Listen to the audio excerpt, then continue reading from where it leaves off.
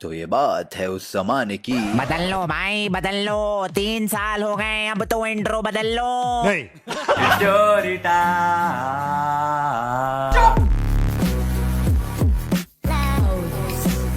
Video start करने से पहले ही बता देता हूं कि ये एक normal roast reaction vlog video नहीं है, ये एक स्टोरी टाइम वीडियो है। जो लोग चैनल पे नए हैं उनको स्टोरी टाइम वीडियोस के कॉन्सेप्ट के बारे में नहीं पता।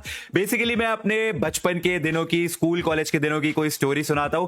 एंड आज हम एक ऐसी स्टोरी सुनने वाले हैं मेरे कॉलेज के सेकेंड ईयर की, जो मैं आज तक बताने से कतराता था, और क्यों वो तो मैं भी पता चल जाएगा। देखो, इंजीनियरिंग कॉलेज में जब तुम फर्स्ट ईयर से सेकेंड ईयर में आते हो ना, तो यार एकदम ही ऐसा अलग दुनिया खुल जाती है। क्योंकि फर्स्ट ईयर तक तो तुम वही फिजिक्स, केमिस्ट्री, मैथ्स ही पढ़ रहे हो जो तुमने 11th 12th में ऑलरेडी पढ़ रखी है। लेकिन अब सेकंड ईयर में तुम्हारी फील्ड के स्पेशलाइज्ड कोर्सेज वगैरह शुरू हो जाते हैं, एंड अब शुरू होती है असली इंजीनियरिंग। तो सेकंड ईयर में ऐसा ही मैंने एक कोर्स लिया, एम्बेडेड लॉजिक डिजाइन नाम का, ELD। एंड बिलीव मी, वो मेरी 4 साल की इंजीनियरिंग का हार्डेस्ट कोर्स था। ये काफी डिफिकल्ट कोर्स है। इंजीनियरिंग छोड़ो, वो मेरी लाइफ का, स्कूल टाइम का, कॉलेज टाइम का, हाँ, इससे ज्यादा तो मैंने पढ़ाई करी नहीं। And on top of that वो कोर्स पढ़ाते भी एक जर्मन टीचर थे। No offence to any German teachers, लेकिन ये वाले सर, जिनको हम इस वीडियो के लिए बोलेंगे चिमगादड़ भाई चिमगादड़ व्हाटएवर, उनको ना इंग्लिश भी नहीं बहुत अच्छे से, हिंदी तो आती नहीं थी, इंग्लिश भी बहुत कोई अच्छे से नहीं बोलते थे। वो ऐसे या माइक्रो कंट्रोल या ओके यस यस, तो लाइक लेक्चर्स में कुछ समझ ही नहीं आता था। एटलीस्ट मुझे तो नहीं आता था, भाग्यों का पता नहीं। तो पहले ही दिन पे हमें पता चला कि इस कोर्स में कोई एग्जाम नहीं होने वाला, सिर्फ असाइनमेंट्स होंगे वीकली, जिनके सारे के सारे मार्क्स है। और हम तो बड़े खुश हो गए, भाई सिर्फ असाइनमेंट्स के मार्क्स है। उसके बाद असाइनमेंट्स आने शुरू हुए, एक एक असाइनमेंट, ट्रस्ट मी गाइस, एक एक असाइनमेंट इतना हार्ड, रो रो के, लिटरली जमीनों पे रो रो के, भाई नाच नाच के, लोट पोट होके कैसे कैसे असाइनमेंट्स किए हैं ना। फॉर एग्जाम्पल, कोर्स के सेकंड वीक का ये असाइनमेंट ऐसा था जिसको देख के पूरे बैच की फट गई कि ये क्या है। हो ही नहीं रहा, किसी से नहीं हो रहा, सिवाय एक, जिसको हम इस वीडियो के लिए बुलाते हैं चील। ठीक है, तो चील के पास मैं और मेरा जो पार्टनर था, जिसको हम इस वीडियो के लिए बुलाएंगे गंजी, मैं और गंजी चील के पास गए कि भाई प्लीज थोड़ी सी हेल्प कर दे। उसने मना कर दिया। हमने कहा अच्छा चल, कोड नहीं दिखा सकता तो कम से कम ये तो बता दे कि इस तरीके से करना है, उस तरीके से करना है, कुछ तो बता दे। उसने मना कर दिया, साफ इनकार कर दिया। उसने अपना भाई डॉक्यूमेंटेशन वगैरह बना के असाइनमेंट सबमिट कर दिया और रूम लॉक कर दिया, खोल ही नहीं रहा किसी के लिए रूम। भाई मैं और गंजी, हम दोनों रूम में, हमारी रूह कलप गई कि मतलब इतनी बेइज्जती, अबे ये है कौन बे ये हमको दिखाने के लिए, हमको असाइनमेंट में हेल्प करने से मना कर दिया, ये है कौन। अगले 1 घंटे हम लगे हुए हैं, 12 बजे की डेडलाइन थी, मैं और गंजी लगे हुए, हो ही नहीं रहा। ट्रस्ट मी गाइस, 11:55-56 पे जैसे ही हमारा असाइनमेंट जो है वर्क किया ना, सबमिट मारा हमने और कॉरिडोर में भागे, चील के रूम के सामने गालियां दे दे के नाचे के चल गया। गंजी बनियान निकाल के, गंजी निकाल के नाचा भाई। नेक्स्ट लेवल सीन था ना उस दिन। अच्छा, मेरा और गंजी का रूम जो था ना, वो हॉस्टल के एकदम कॉर्नर में था, एंड हॉस्टल से लग के थे अपार्टमेंट्स, जहां पे कोई एक स्पेसिफिक बेवकूफ पूरे दिन गाने बजाता रहता था। उसको पता नहीं क्या मजा आता था, डीजे राजू, डीजे बाबी, और नहीं भाई, ऐसे गाने बजाता था पूरे दिन। हमारा वीक नंबर 3 या 4 का असाइनमेंट था। सुबह से लेके शाम तक भाई मैं और गंजी बैठे हुए हैं, कोड करने की कोशिश कर रहे हैं, चल नहीं रहा, और इधर इस बुद्धिजीवी के गाने बजे जा रहे हैं, हट जाता हूं पाछेड़े। एक तो असाइनमेंट नहीं चल रहा, उसकी फ्रस्ट्रेशन, ऊपर से इनके गाने कानों में चुभी जा रहे हैं, उसकी अलग फ्रस्ट्रेशन। तो हमारा जो फ्लोर था वो टॉप फ्लोर पे था, तो मैंने ऐसे रेलिंग से नीचे को देखा, कुछ लोग नाच रहे थे, पार्टी वार्टी चल रही थी उनकी। आई वाज लाइक ओके, मैं रूम में चला गया। अब शाम से लेके रात हो गई, हमारा असाइनमेंट नहीं चल रहा, इनके गाने नहीं बंद हो रहे। मैंने फिर से जाके देखा, खाली डीजे बजी जा रहा है। अब तो भाई कोई नाच भी नहीं रहा है, कोई नहीं था आसपास, कोई बंदा ही नहीं खड़ा हुआ था, बस डीजे बजी जा रहा है। मैं रूम में आया, मैंने गंजी को बोला, मैंने कहा भाई कोई भी नहीं है वहां पे, खाली डीजे बजी जा रहा है बिना बात के। गंजी के पता नहीं क्या सनक चढ़ी, उसने बेड के नीचे से अपनी बाल्टी निकाली, बाथरूम में गया, उसमें पानी भरा, रेलिंग पे चढ़ाई और पूरी की पूरी बाल्टी उनके डीजे सिस्टम पे पलट दी। I was like, wait, what? ये क्या किया हमें? तूने पानी फेंक दिया उनके डीजे सिस्टम पे, मेरी आंखों के सामने फूंक दिया तूने। करा भाई पूरे दिन गाने बजाते रहते हैं, परेशान कर दिया, एक तो असाइनमेंट नहीं होते हैं, ये वो है। उसने कहा हाँ बहुत बढ़िया भाई, बहुत बढ़िया किया। उसके बाद डिनर करने के लिए नीचे गए हम, तो वहां पे देखा 4-5 लोग डीजे सिस्टम को घेर के खड़े हैं।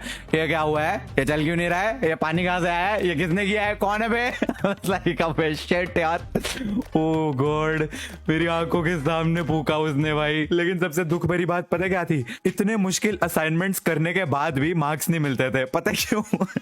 क्योंकि चमगादड़ सर बिग ब्रेन, वो कहते थे तुमने असाइनमेंट खुद करा है या कहीं से टेपा है या कहीं से क्या करा है, मेरे को कोई फर्क नहीं पड़ता। असाइनमेंट सबमिट करने के नेक्स्ट डे तुम्हारा क्लास में एक टेस्ट होगा, उस टेस्ट में जितने भी मार्क्स आएंगे वो परसेंटेज मल्टीप्लाइड बाय तुम्हारे असाइनमेंट के मार्क्स, तुम्हारा फाइनल स्कोर होगा। तो अगर तुमने असाइनमेंट खुद से करा है तो तुम्हें थ्योरी तो आती होगी ना, तो तुम्हारे टेस्ट में भी अच्छे मार्क्स आएंगे, तो अल्टीमेटली असाइनमेंट में भी अच्छे मार्क्स लगेंगे।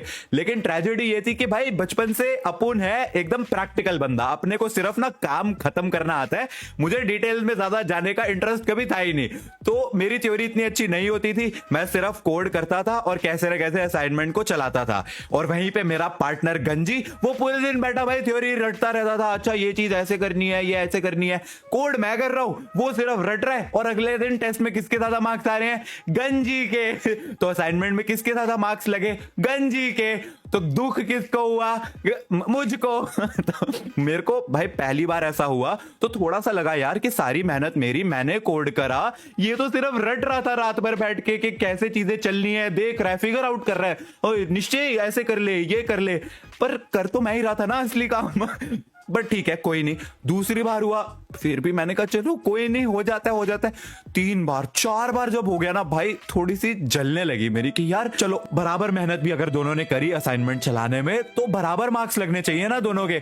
जस्ट बिकॉज ये ज्यादा अच्छे से रट पाता है थ्योरी में, इसके टेस्ट में अच्छे मार्क्स आ जाते हैं, तो इसको असाइनमेंट में ज्यादा मार्क्स मिल रहे हैं, बराबर मिलने चाहिए ना। मेरी भी मेहनत उतनी है, ज्यादा है बल्कि। आधा सेमेस्टर खत्म हुआ एंड फिर आया mid semester feedback form. Trust me guys, मैंने अपनी सारी फ्रस्ट्रेशन निकाल दी उस फीडबैक फॉर्म में। ये प्रोफेसर को पढ़ाने नहीं आता है, इनकी आधी बातें मुझे समझ ही नहीं आती है, सारी मेहनत मैं करता हूँ, मार्क्स मेरे पार्टनर के आ रहे हैं, मुझे बोले रहे। ये थ्योरी बोलता है कि तुम्हारे टेस्ट नहीं होंगे, सेमेस्टर एग्जाम नहीं होंगे, फिर भी टेस्ट लेता रहता है। प्रैक्टिकल लेना, प्रैक्टिकल करता है तो थ्योरी क्यों डाल रहा है, थ्योरी है तो प्रैक्टिकल। कहना क्या चाहते हो? मेरे को था भाई कौन ही पढ़ेगा भाई फीडबैक फॉर्म, मेरे मन में जो आया मैंने लिख दिया।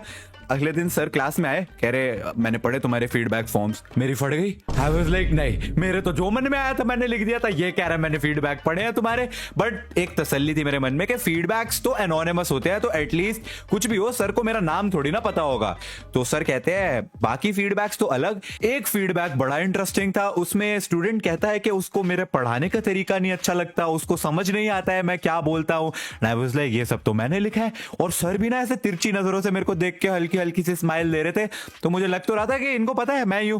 बट आई वाज लाइक यार पढ़ाने का तरीका तो ठीक है, किसी को पसंद आता है किसी को नहीं आता है, इसमें क्या ही दिक्कत है। बट देन ही सेड कि एक उसको ये भी तकलीफ है कि उसके पार्टनर के उससे ज्यादा मार्क्स आ रहे हैं। मैंने कहा सर ये मत बताना कि ये किसने लिखा है, क्योंकि गंजी मेरा बेस्ट फ्रेंड है भाई, मेरा रूममेट है, उसी के साथ रहता हूं मैं, उसी के साथ असाइनमेंट करता हूं। मैंने तो कुछ भी लिख दिया था ना फीडबैक फॉर्म में, मैंने सोचा थोड़ी ना था कि सर आप सच में पढ़ लोगे, ऐसे क्लास में सबके सामने बताओगे। और आई स्वेयर वो जो ऑकवर्डनेस थी ना सर और मेरे बीच में कि सर प्लीज, मैं आंखों से सर को इशारे कर रहा हूं, सर नहीं सर, आई नो आपको पता है बट सर नाम मत लेना सर। एंड पूरी क्लास का रिएक्शन है oh my God, oh no, छी छी छी, क्या ये पाप कर दिया, ऐसे कौन बोलता है यार, oh no no. And I am like अबे सालो मैं ही हूं वो। बहुत ऑकवर्ड था पूरा साल। जब भी मैं और गंजी सर के सामने आते ना, सर ऐसे देखते और स्माइल मारते एंड मैं ऐसे हो जाता कि हाँ मुझे पता है आपको पता है, लेकिन इसको नहीं पता है, तो इसको जो नहीं पता है वो आपको पता है, लेकिन ये बात इसको नहीं पता है और उसको पता चलनी भी नहीं चाहिए, ठीक है। It was really very very awkward. मेरे एक्चुअली उस कोर्स में काफी अच्छे मार्क्स आए थे honestly. I had 9 CGPA out of 10 and गंजी की भी 9 थी 10 में से आई थिंक। तो at the end it all worked out. But या ऐसे कमाल के कारनामे हुए थे मेरे साथ इंजीनियरिंग हॉस्टल में, and I am pretty sure बाकियों के साथ भी जो हॉस्टल में रहते हैं उन सबके साथ भी ऐसे होते होंगे। अगर कुछ हुआ है तो कमेंट्स में जरूर बताना. I hope you guys enjoyed this video. If you did make sure to like it. This probably is the last story time, क्योंकि आई डोंट थिंक मेरी दिमाग में और भी स्टोरीज है. इसके बाद से शायद जो भी स्टोरी टाइम वीडियोस आएंगी वो आप लोगों की स्टोरीज होंगी जो मैंने आपको कम्युनिटी पोस्ट में बोला था शेयर करने को. तो मेरी पर्सनल स्टोरी जो है ये शायद लास्ट होगी, शायद मे बी. अगर मेरे को आगे कुछ याद आ जाए तो आगे देखेंगे. I will see you guys in the next video. Video को लाइक करना. Thanks for watching. Goodbye to the people who hated on me. Goodbye to the people who loved me. Goodbye to the people who trusted me. Goodbye, goodbye to everybody.